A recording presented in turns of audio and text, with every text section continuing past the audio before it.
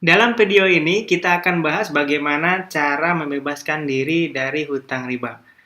Sebelum melanjutkan video ini, silakan subscribe dulu untuk mengikuti video-video yang ada dalam channel Ojatsu TV.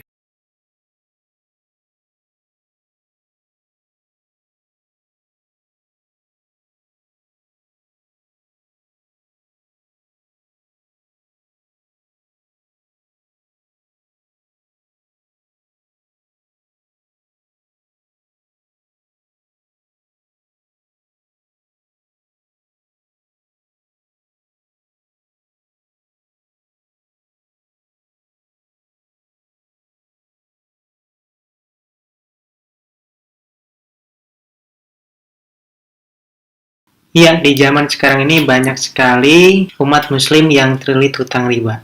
Itu luar biasa, terlilit berbagai macam riba, mulai dari kartu kredit, cicilan motor, cicilan mobil, bahkan HP sekalipun nyicil. 2015 yang lalu, sampai pada puncaknya, semua barang-barang yang saya beli dengan cara kredit, Allah hancurkan semuanya, artinya harus dikembalikan kepada leasing.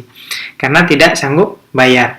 Kenapa tidak sanggup bayar? Bukan karena penghasilannya yang kurang, tapi Allah stop rezekinya, Allah ambil keberkahannya, sehingga penghasilan besar, tapi entah kemana uangnya. Nah, sebelum kita membahas bagaimana cara membebaskan diri dari riba, alangkah baiknya kita bahas dulu apa itu riba. Nah, riba secara bahasa adalah pinjaman atau simpanan yang ada nilai tambahnya. Jadi, kalau kita minjam 100.000, terus kita harus bayar 105.000 misalkan, maka itu sudah termasuk riba.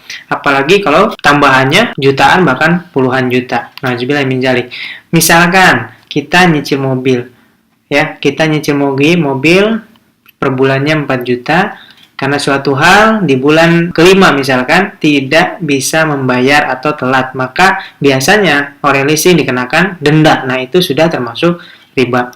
Jadi, cicilan mobil, kredit mobil itu hampir dipastikan termasuk ke dalam riba. Nah, apa sih perbedaan hutang biasa dengan hutang riba? Kalau hutang biasa itu pinjam uang 100.000, bayar lagi 100.000, jadi tidak ada nilai tambahnya. Nah, kalau riba itu pinjamnya sekian, tapi bayarnya lebih dari jumlah yang kita pinjam. Ya, jadi perbedaan yang pertama. Perbedaan yang kedua, kalau hutang biasa itu tidak haram, ya, halal, cuma tidak disukai Allah karena kita menjadi ketergantungan. Dan biasanya yang punya hutang itu terhina di siang hari dan tidak tenang di malam hari. Nah, kalau riba, ya, hutang yang ada ribanya itu jelas-jelas haram, bahkan dosa besar, ya. Bahkan lebih besar daripada berzina, gitu. Dosa riba itu sama dengan kita berzina dengan orang tua kita sebanyak 36 kali bahkan lebih. Nauzubillahi min dzalik. Nah, Allah sendiri dengan jelas mengancam orang-orang yang melakukan riba. Bisa dibaca dalam surat Al-Baqarah ayat 276, yang artinya Allah memusnahkan riba dan menyuburkan sedekah. Allah memusnahkan riba, maka saya merasakan sendiri 2015 motor, mobil, sebagainya itu dimusnahkan oleh Allah Subhanahu wa taala. Bahkan ketenangan kita, ya, ketenangan kita dalam hidup itu juga dimusnahkan oleh Allah Subhanahu wa taala. Jadi, bagi sahabat yang saat ini terlilit hutang riba, saya anjurkan segera tinggalkan riba, yang bisa dikembalikan, kembalikan. Kalau ada yang masih nyicil motornya, kembalikan saja motornya. Jangan takut kehilangan, jangan takut rugi. Percaya kalau kita meninggalkan sesuatu yang diharamkan oleh Allah, maka Allah akan ganti dengan yang lebih baik. Selanjutnya, dalam surat Al-Baqarah 279, Allah berfirman, maka jika kamu tidak meninggalkan riba, ketahuilah bahwa Allah dan Rasul-Nya memerangimu. Bayangkan, ketika kita berperang dengan tentara saja, itu kemungkinan menang itu sangat kecil sekali. Apalagi kalau kita berperang dengan Allah dan Rasul-Nya. Mustahil kita bisa menang. Ya, bagaimana kita mau meminta rezeki kepada Allah? Bagaimana kita mengharapkan kehidupan yang berkah, sedangkan kelakuan kita dengan berbuat riba itu sama artinya dengan memerangi Allah dan Rasul-Nya. Jadi sekali lagi, tinggalkan riba. Ya, lepaskan harta riba. Nah, bagaimana kalau misalkan hutangnya itu berupa pinjaman uang ke bank atau kartu kredit yang memang kita nggak ada aset untuk kembaliin. Nah, inilah yang akan kita bahas dalam video yang satu ini. Jadi, kita akan bahas bagaimana cara membebaskan diri dari riba. Ada 3 langkah yang harus kita lakukan ketika kita ingin membebaskan dari riba. Langkah yang pertama itu bertobat. Ya, bertobat, memohon ampun kepada Allah, menyadari, mengakui bahwa kita sudah berbuat dosa besar. Sholat tobat, perbanyak istighfar, ya, perbanyak baca subhanallah wa bihamdi, subhanallahil azim, sebanyak-banyaknya. Yang kedua, berkumpul dengan orang-orang yang sudah bebas riba, atau minimal berkumpul dengan orang-orang yang punya keinginan untuk bebas riba.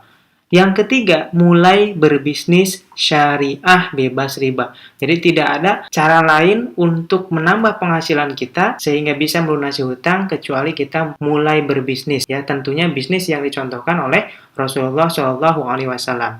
Kita bahas satu persatu. Langkah pertama tadi bertobat.